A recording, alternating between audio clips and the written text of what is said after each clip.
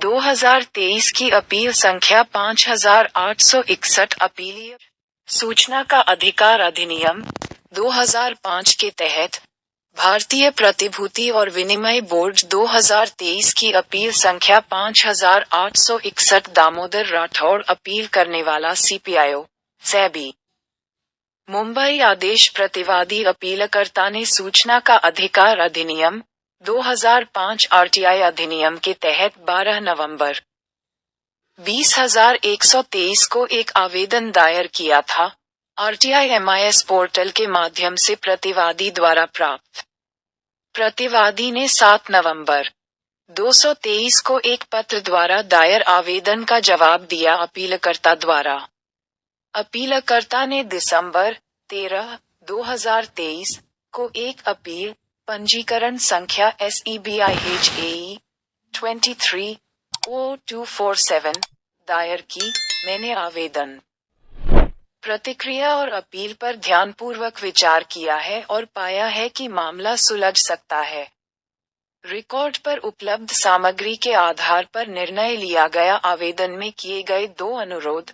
अपीलकर्ता ने 2 नवंबर 2003 को अपने आवेदन के माध्यम से निम्नलिखित जानकारी मांगी। 1. पेस रिफंड मामले में रिफंड दावे के लिए प्राप्त कुल आवेदन। 2. पेस रिफंड मामले में रिफंड दावे के लिए कुल आवेदन स्वीकार किए गए। पैक्ट रिफंड मीटर में रिफंड दावे के लिए अस्वीकृत कुल आवेदन। पैक्ट रिफंड मामले में रिफंड क्लेम के लिए कुल आवेदन का निपटारा किया गया। पेस रिफंड मामले में रिफंड दावे के लिए निपटाया गया कुल आवेदन। रिफंड कार्यक्रम के अंतर्गत वितरित कुल राशि। प्रतिवादी का उत्तर। प्रतिवादी ने आवेदन के जवाब में बताया कि मांगी गई जानकारी भारतीय प्रतिभूति और विनिमय बोर्ड, इसके बाद इसे सेबी के रूप में संदर्भित किया जाएगा, के पास उपलब्ध नहीं है। हालांकि प्रतिवादी ने सूचित किया कि न्यायमूर्ति लाल आर.एम. लोढ़ा समिति का गठन भारत के माननीय सर्वोच्च न्यायालय के दिनांक 2 फरवरी 2016 के एक आदेश द्वारा किया गया था और वह धारा 200 के तहत अर्थ के तहत एक सार्वजनिक प्राधिकरण नहीं है। आरटीआई अधिनियम, इसलिए उक्त समिति उक्त अधिनियम के दायरे में नहीं आएगी। इसके अलावा प्रतिवादी ने लिंक प्रदान किया 2023 की अपील संख्या 5861 समिति के विवरण को आगे बढ़ाने के लिए, आगे संचार के लिए। प्रतिवादी ने पीएसीएल रिफंड के मामले में रिफंड से संबंधित पीएसीएल रिफंड, सार्वजनिक नोटिस, प्रेस विज्ञप्ति, स्थिति रिपोर्ट और अक्सर पूछे जाने वाले प्रश्न आदि के विवरण तक पहुंचने के लिए लिंक भी प्रदान किए। 4. अपील का आधार।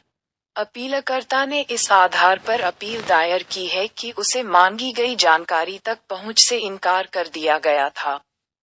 5. मैंने अपीलकर्ता द्वारा किए गए अनुरोधों और प्रतिवादी द्वारा प्रदान की गई प्रतिक्रिया का अध्ययन किया है।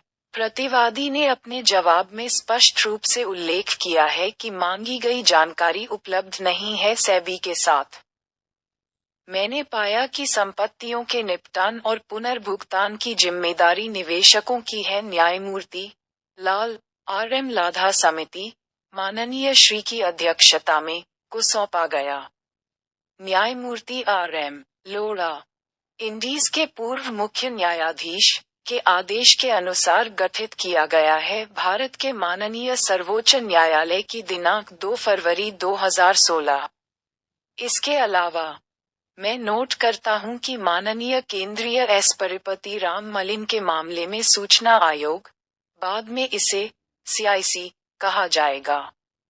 सीपीआईओ सेबी निर्णय दिनांक 8 जुलाई 2013। हे भगवान, एससीबी, क्या इसमें कोई संदेह है? तस्वीर, सीपीओ ने इसे अपीलकर्ता के समुद्र तट के लिए कहा है। वहां तो बस एक सूचना है। इन टिप्पणियों के मद्देनजर मुझे प्रतिक्रिया में कोई कमी नहीं दिखती है। उपरोक्त के बावजूद मैंने नोट किया है कि प्रतिवादी ने संपर्क पर आरोप लगाने के लिए लिंक प्रदान किए हैं। समिति का विवरण, स्टेम्स रिपोर्ट, अक्सर पूछे जाने वाले प्रश्न।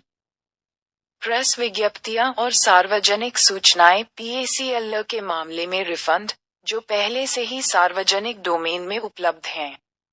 अपीलकर्ता कर सकता है तदनुसार मार्गदर्शन किया जाए उपरोक्त टिप्पणियों के मद्देनजर। मुझे लगता है कि प्रतिवादी के निर्णय में हस्तक्षेप करने की कोई आवश्यकता नहीं है।